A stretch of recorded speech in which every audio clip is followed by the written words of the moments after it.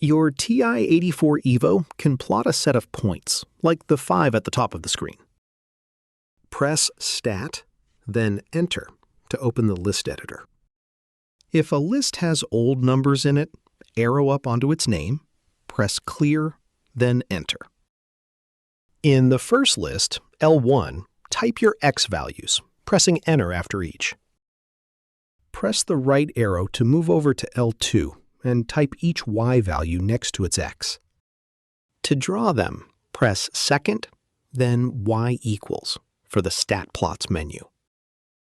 Press Enter to open Plot 1, then Enter again to turn it on. The type is set to a scatter plot by default, which is what we want, and it's already reading your X values from L1 and your Y values from L2, so everything here is set. Press Y equals and clear any old equations so they don't draw lines over your points. Press Graph. The points appear, but they may not be centered in the window yet. Press Zoom for a list of views. Choose 9, ZoomStat, to frame them on screen. Press Trace to check a point. The first reads X equals 2, Y equals 3. The right arrow steps through the rest.